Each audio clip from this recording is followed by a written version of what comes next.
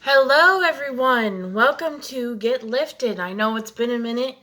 Um, just a lot going on, but I'm finally glad to be back and hopefully, give you an encouraging message today.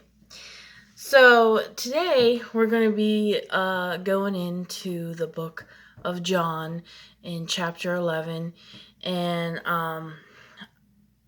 there's going to be a lot of scriptures going to be reading, and then I'm going to briefly go over a few things. But we're going to talk about this very well known miracle in the Bible, Jesus raising up the dead, Lazarus. And you probably heard this story, but I'm going to go over it. And if I can give my message a title, it would be, Do You Believe? But let's just jump right into it. I'm going to read to John 11, 1, verse 1 through 6. Now a man named Lazarus was sick. He was from Bethany, the village of Mary and her sister Martha. This Mary, whose brother Lazarus now lay sick, was the same one who poured perfume on the Lord and wiped his feet with her hair. So the sisters sent uh, word to Jesus, Lord, the one you love is sick. When he heard this, Jesus said, This sickness will not end in death. No, it is for God's glory, so that God's Son may be glorified through it. Now Jesus loved Martha and her sister and Lazarus. So when he heard that Lazarus was sick, he stayed where he was 2 more days. Okay, so we're going to stop right there. Okay. A few things, okay? We have this man named Lazarus, and he's very sick. And these two sisters sent out word to Jesus, and they knew what he was able to do. They seen the miracles, some miracles that Jesus performed. And the same Mary that, anointed Jesus' feet and washed her, uh, you know, dried his, washed his feet and dried his feet with her hair. Sorry, I'm stumbling over my words. This is the same Mary. So they knew that Jesus was able to heal and do all these miracles. So they sent word out to Jesus and said, Jesus, that Lazarus, our brother, he's sick and we need you. And what I find here really interesting is, okay, for one, he said that this is not going to end in death. Okay. So when Jesus says something, he's not going to lie to you.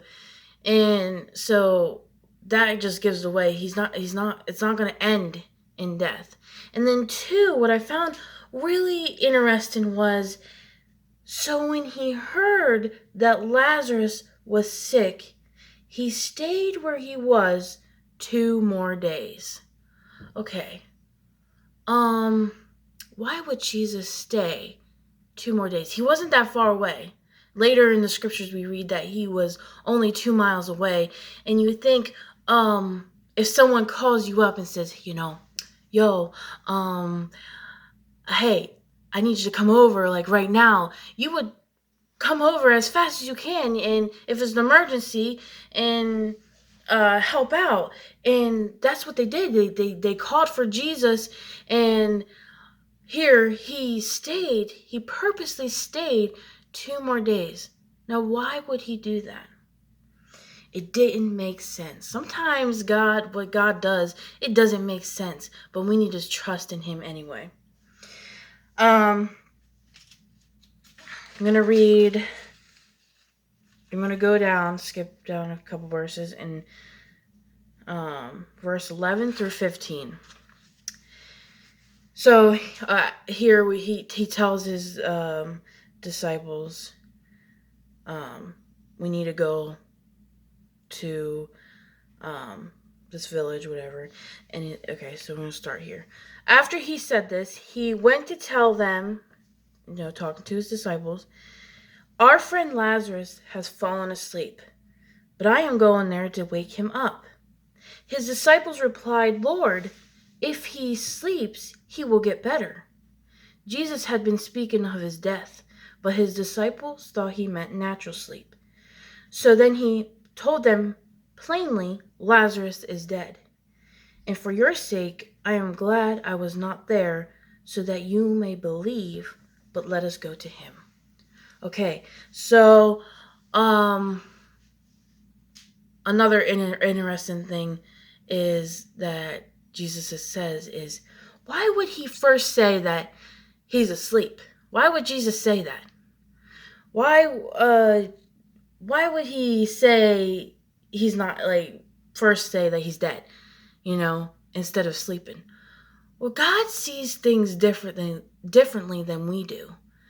And he's trying to say, like, oh, okay, you know what?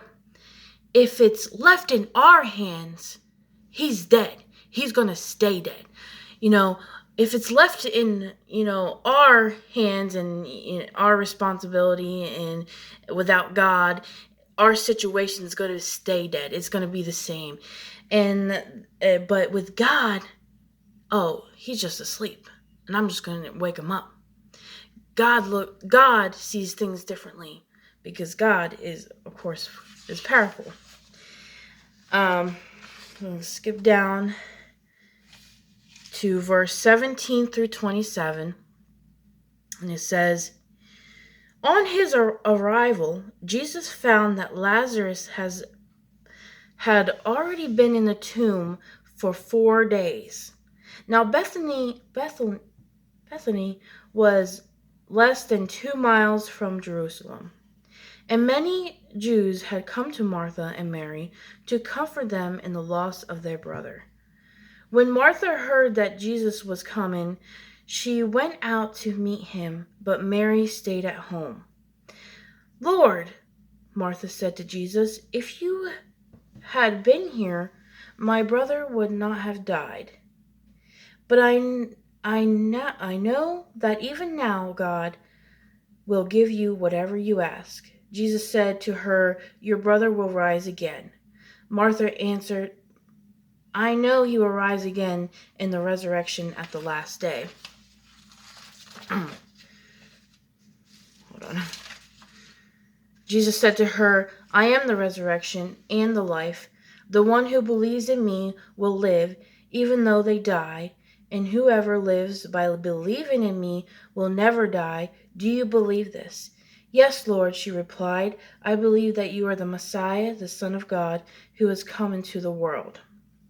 Okay, so here we have Jesus finally arriving, and the first thing that, Mary does is she just stays at home.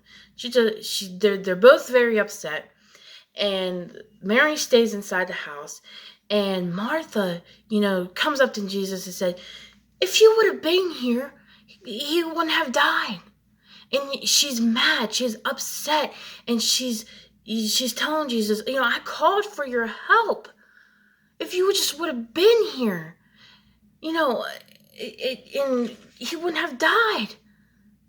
How many times in our situations that when our prayers are not answered on time, that we want them answered, or things go the way that we didn't really want them to go, and we cried out for Jesus, and we're kind of like the same way, like, "Lord, what's going on? I called unto you, and if you would have just been here, it wouldn't have ended up this way. If you were just here, I wouldn't be in this mess." How many times are we like that? We get upset at Jesus because we don't understand. Or the opposite, like Mary, stay in the house. "You know what? I'm just going to ignore Jesus, no. I called unto him, and he didn't show up. So I'm just going to ignore him." That's like us. We get upset when things don't go the way that we want them to do. But God is trying to prove in this moment that it's not what makes sense. It's not what you understand, but it's what you believe. He says, I am the resurrection and the life. The one who believes in me will live even though they die. And whosoever lives by believing in me will never die. And he's saying to Martha, do you believe this? Do you still believe in me? Even the worst case scenario, I know he's dead. But do you believe in who I am? And God's saying that to us. I know it's not. I know where you're at. I know it didn't turn out the way that you wanted it to turn out. But do you believe in me? Do you still believe that I love you, that I have a plan for you? And that's what God is saying to us. Okay. Jumping a little ahead of myself. John 32, I believe it's through 39. When Mary reached the place where Jesus was, he saw... Hold on. Okay, sorry. I lost my place. When Mary reached the place where Jesus was, she saw him. She fell at his feet and said, Lord, if you had been here, my brother would not have died. When Jesus saw her weeping, he was deeply moved in the spirit and troubled. Where have you laid him? He asked. Come and see, Lord, they replied. Jesus wept.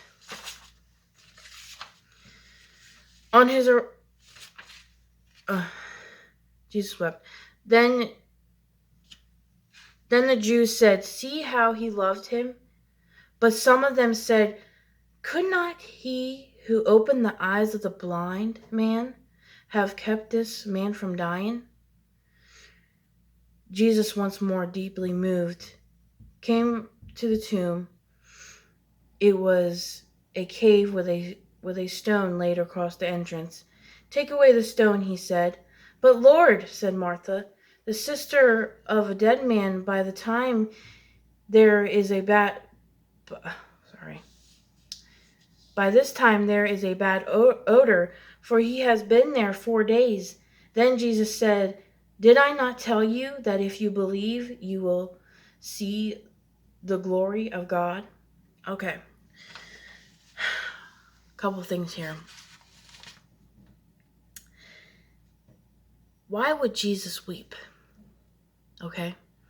Here we have Mary finally reaching up to Jesus, but around her she has this crowd that's trying to comfort her, but also kind of doubting Jesus, and Mary's doubting Jesus, and they're saying, you healed the blind man. How can you not heal this man that was dying? And they're starting to doubt God and his ability. And that is why Jesus weeps. Okay?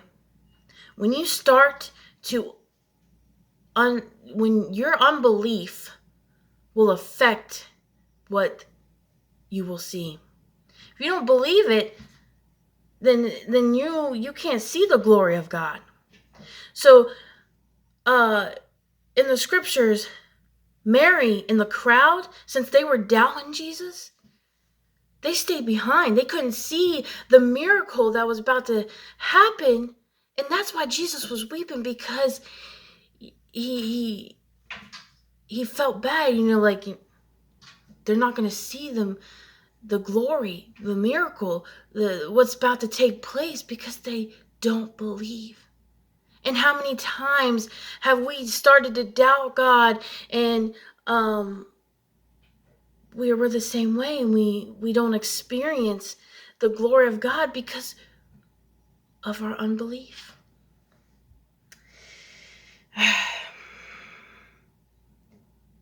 All right.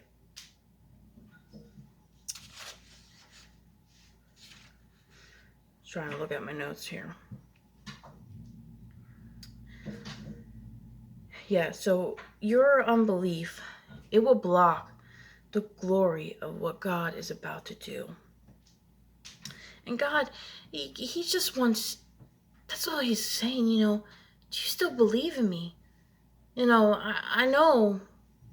I know I said this before, I know it doesn't, I know he's dead, but haven't I proven myself enough, that you should know me? And that he's talking to us, he's talking to you, he's talking to me, and I've been dealing with doubt and too, I deal with it too. But we have to be reminded of who God is. And here later in the scriptures, we see that he did raise Lazarus from the dead. But unfortunately, Mary and the crowd, because of their doubt, they couldn't see that. And how many times do we miss out in that, the glory of God, that miracle, when we were supposed to see that? And God is just telling us, believe in me. God bless you guys. I hope this encouraged you. I know this video was long. You guys have a good day and happy 4th of July.